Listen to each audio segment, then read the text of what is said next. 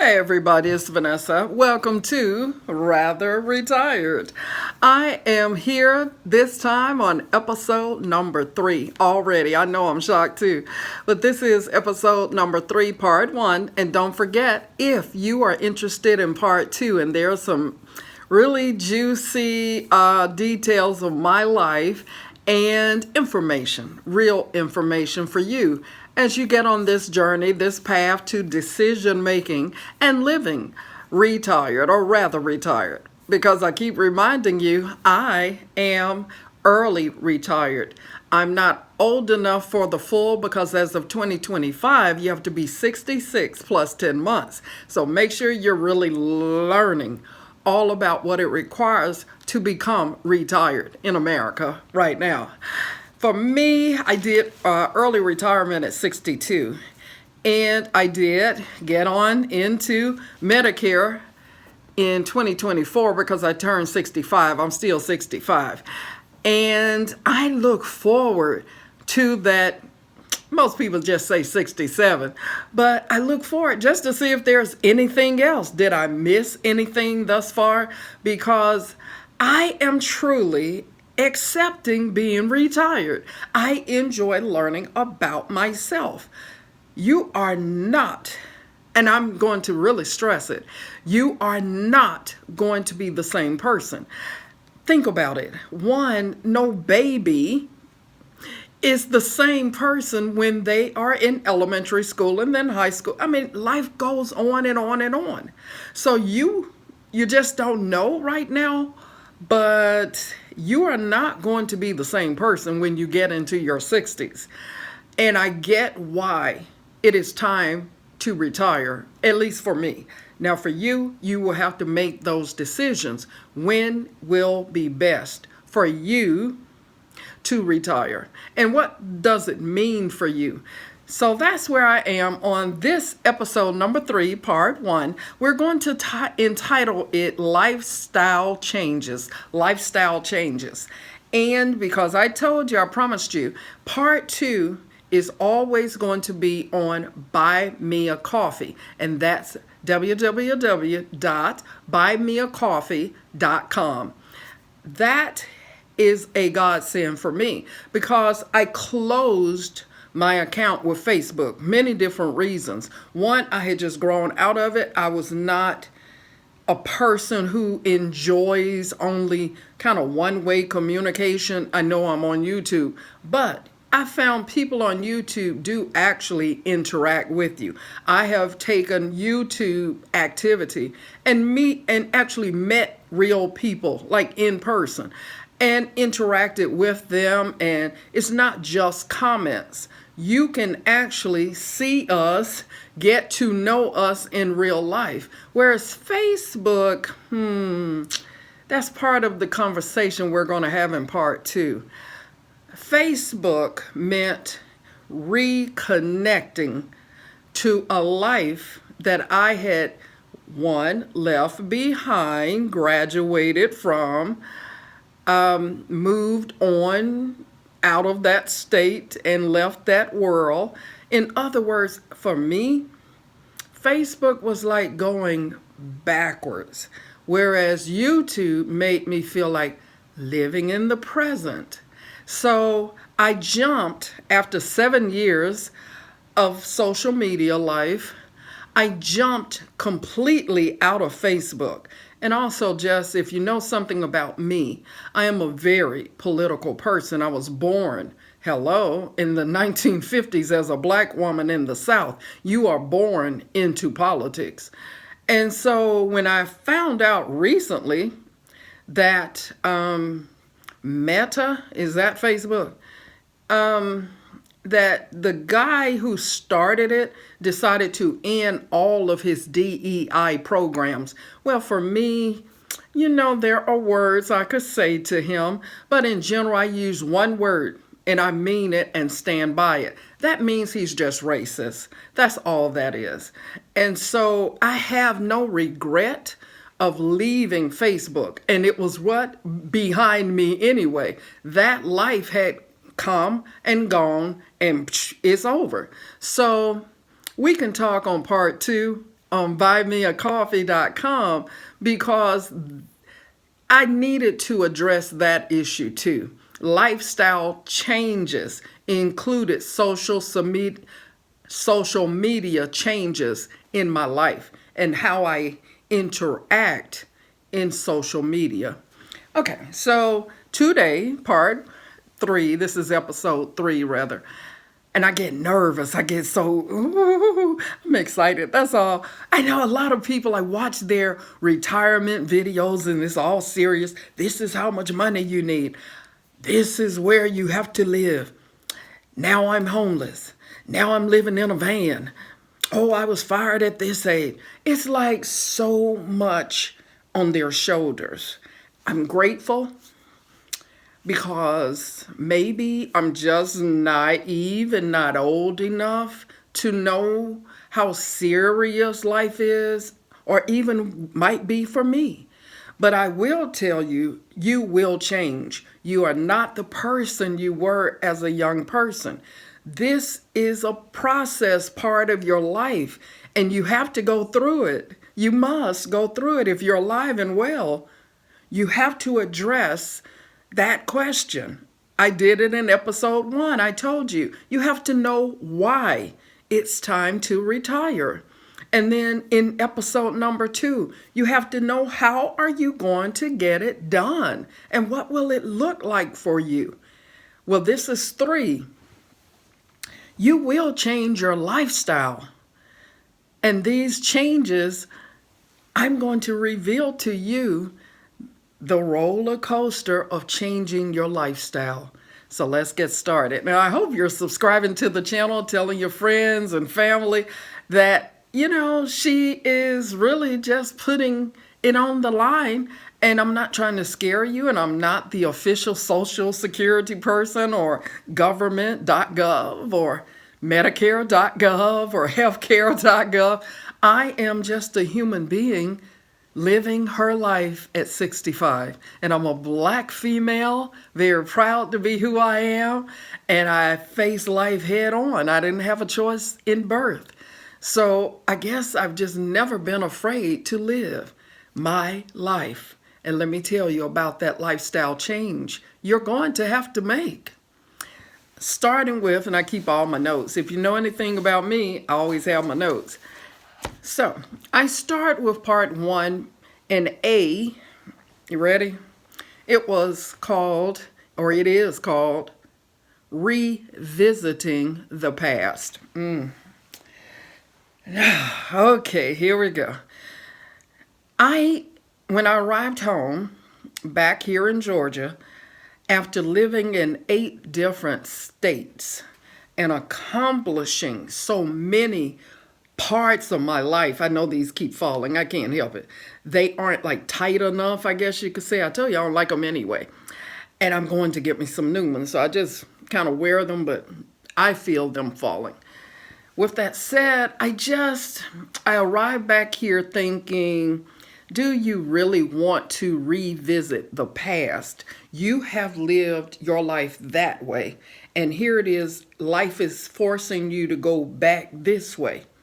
Now, in reality, here we go. I tell you, it's going to be an episode. But life in theory, and not just theory, reality. Do you know you cannot go back 1 second in life? You can only move forward. That's just the reality. You know how people say, I wish I coulda, woulda, shoulda. Well, guess what? You'll never be able to relive it anyway. You can't rethink anything 1 second. You can't go back in life, in time, 1 second. Time only allows you to go in one direction, forward. And so I arrived here, little by little, family and friends started letting others know she's back. And I didn't know what that meant because I hadn't been here for over 30 years, almost 35 years. And off and on when I would come just for 6 months or so, or I think I was here one time in my 20s a year, but I kept moving and moving and moving and achieving different goals and just living my life. I know in general, I didn't spend that much time here. And to be honest, it could be 40 years. And Atlanta Metro has changed. If you know anything, when I graduated from high school, there was 126,000 people. Now it's almost 8 million Metro. So it's not the city I left. The people, some are gone on. And some did move away. Some have passed on. Most of all of us, we're older people.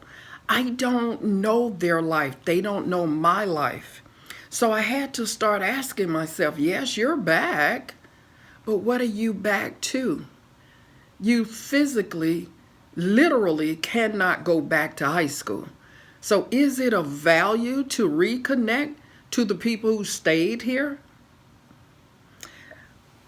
Being honest with you, over those 40 years, had I really stayed connected to anyone from my high school days? And the truth would be no. And I know it's a shock for some because some of you never left your home city.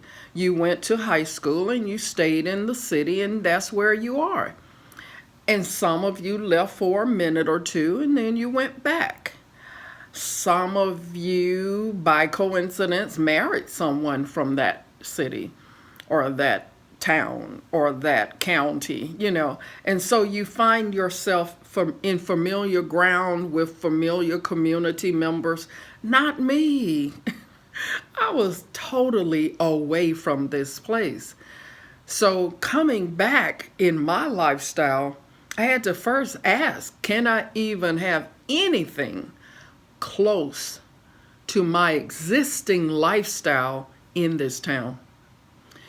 When I left originally, I was 17, and my first stop after high school was New York City. I went to college in Brooklyn, New York. Brooklyn, New York. Think about it. I was 17. Brooklyn doesn't even look anything like it used to look. I was in college in the 70s. Now, please, Brooklyn is closer to looking like Manhattan than Brooklyn. I learned all there was to learn about New York and its lifestyle, and I valued all the friends and the cultures and the food and the places and the clothes. My world was fashion industry. So I knew that was the first place I was going, was New York. But, that was just stop one. I've lived in Florida, California, Texas, Kentucky, Pennsylvania. People, hello. I have had a life that has nothing to do with Atlanta, Georgia. And a lot of you are loving Atlanta because it has become this humongous metropolitan city. But it wasn't. That's not where I grew up. I grew up in Atlanta in the 50s, 60s, 70s. And then I left. So coming here, a lifestyle change, it was a nightmare, and still is, to be honest. Still is. I am not a corporate America girl either. I am a grown woman who carved her own path. I am not a person you will find regularly. There are just very few people like me. I have that fine arts background, but I also have a master's of science. So I am that scientific mind girl. And I also have a PhD, so I'm that theoretical research girl. It's just very few people you will find who have my personality, my perspectives, my knowledge, my experience. I'm very grateful that I've had a family to allow me to travel. I am grateful I've had a career that's allowed me to travel and almost required a lot of travel. So this lifestyle change called retirement, it was a wake-up call and a nightmare all in one. Because the nightmare was me having to come back to a place where a lot of the people I knew really hadn't left here. And that's all they kind of knew. They hadn't lived anywhere else. They hadn't had to get used to different weather, different people and cultures and transportation and vacation. And I mean, it wasn't just what I was doing for a living. It was the places where I was living. They lived like here, and I was like this, all over the place. And I've had to learn to adapt quickly. And they lived this. And I was like, so when they meet me now, from when I was 17, they're expecting me to be like them. And I'm like, hi, how you doing? What are you? And they're like, wow, she's a bit much. But it's because I'm not them. And that's the lifestyle change. When you make that decision to retire, ask yourself, how many other people are retiring at the exact same time with you that you know and interact with every single day and will continue in your retirement to act and be with those people all day, every day? In other words, retirement is going to change your lifestyle. And it's going to be a nightmare because you might be the only one in your entire community, social circle, history, family, friends who did. And they're not going to treat you the way you think you should be treated or even expect to be treated. It's going to be a nightmare. Okay, I'm gonna take a sip.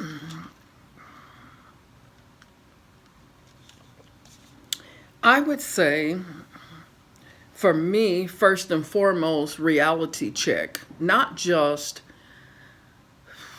the reality of you can't go back. I had to address what was the now, like what was going on in this moment. I've just arrived. It was like an alien showing up on a new planet. This was a place I used to know, but I didn't know in this moment of returning.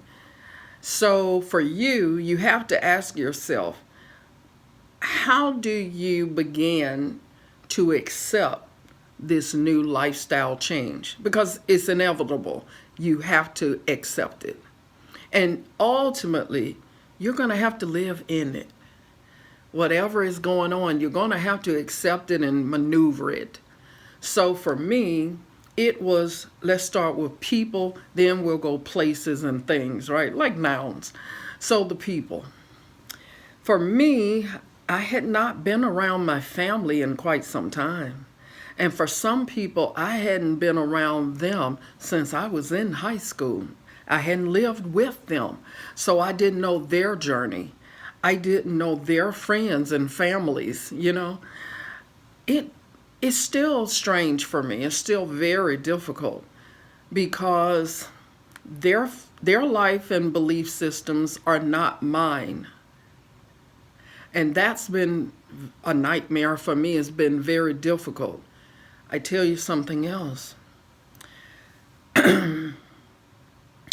As families grow, marriages, divorces, births, deaths, all the changes, I'll just say lifestyle changes, as the families and friends and all of that changes, a lot of people don't have the same memories that you will have. Some people can't recall who you are or what you were to each other. And you may not recall them or remember what they were to you. So all of that familiarity is gone. It's not going to be mutual. It's going to be, like I told you, shocking, scary, heartbreaking, depressing, sad, happy, joyous. It's a lot is going to come from lifestyle change. Now, some people handle it well, and some people don't. I find myself watching YouTube videos just to see how people are handling their changes. Lifestyle, some people have horrendous change and they have to accept sometimes being homeless. I could not imagine. I pray I don't have to anytime soon. Some people have to handle living alone. Right now in England, loneliness, they had to appoint somebody like a minister of loneliness, and it's real. And a lot of people in America like to forget that in 2020, coming out of that pandemic, our number one health concern by our Surgeon General was what? Loneliness. Americans, through the COVID-19 world global pandemic, we had become lonely. We were scared, we were masked up, we were afraid because our family and friends were dying from this invisible thing. We were in such fear that we kind of kept ourselves in these protected cocoons. And so you became lonely because you weren't out doing and living free and fun. It took us a minute to step back into society step by step. And so here it is, as a rather retired person, it's just like that. You go very slow and easy, step by step, getting to know the terrain again, the people, the place, and the traffic. I mean, the place I left 30, almost 40 years ago, I now had to call my address. It was scary. It was scary, still scary, because this isn't me. I am a person these people will never know. They didn't evolve with me in the places where I evolved. And I don't know their evolution and the place where they evolved. It's like I'm in this strange new land with a group of people who are strange to me. Now, I know when you watch movies, it always seems like everybody just gets along. Oh, it's so easy breezy. Everything's just perfect. No, life doesn't work out that way. And I'll give you an example. I think I mentioned it in one of the episodes, probably on a part 2. But one of the closest friends, when I left town for really the biggest time, longest period, she and I were friends for probably 20 years, then about 17 more years. It was a lot of change in her life and a lot of change in mine, and we were not in the same city or state, and it became very difficult. And when I moved back here, she has passed now, but when I first moved back here, she was going through a lot of change, and I was busy trying to figure out where I was now. And so we weren't connecting the same. So here it was, my comfort zone, or, it was disrupted. And then she passed. So I was left with this hole that can never be filled. And I think that was the first time I really felt getting older means a lot of mourning, mourn.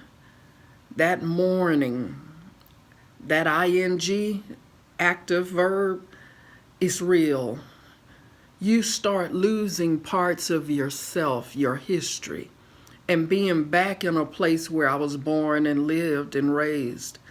I start losing it little by little, not just through mourning of a human, but mourning of the fact that 7 million people arrived in my home and they've changed it. They don't know me. They do not know my history, my city's history. They are tearing down buildings and landmarks and streets and people and places. They aren't keeping anything intact. This is not the Atlanta, the black Mecca, even the racist white Jim Crow place. It went from Jim Crow to black Mecca to now question mark of just corporate America. So my retirement lifestyle change is real. And it has been uneasy for me. But because Vanessa always knows how to what? Move forward. Move forward. That's what I do. That's what I've been doing. And I'm going to keep doing it. And in part 2, guess what we're going to talk about? You got to go to www.buymeacoffee.com. And you look for what? Rather Retired. Go, and it'll be on the menu like shop. Click shop.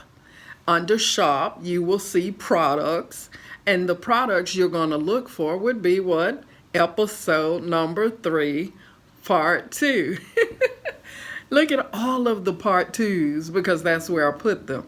And I will tell you in episode number 3, part 2, we will cover social media and how my lifestyle changed with the help of social media. And we will cover what happened with me and Facebook and how did I get to YouTube and LinkedIn and just the politics of America. And in the end, I will give you a taste of what we will talk about in episode 4 or maybe 5 or 6. It will be dating. This dating thing, ooh, child. There's a new show in many different cities, countries, places. I think her name is Arlette. She created this concept called red balloon dating, popping, all of that. The stuff I've learned, you guys are something else. Dating on this planet between men and women, so scary. We will talk about my experience of dating when I returned here, and then when I did my early retirement, and now that I'm 65, we will talk in part 2. So I hope you have enjoyed. This is part 1. And we were talking about, because the title is really lifestyle changes, and you will be undergoing a lot of change.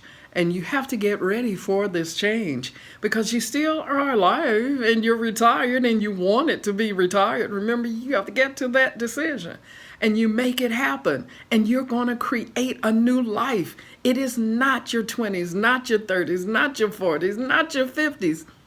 Welcome to 60. And it's great. Don't be afraid of it. Embrace it. So hence, I'm going to say good night for tonight. I've done about 30 minutes. And please do subscribe to the channel. Tell your friends, family, and anyone who is on this path of decision making to retirement, early retirement, or just waiting to 67 or 66 or 10 months. And we'll talk. And they will learn from my stories of my life. Until the next time, see you soon. Bye.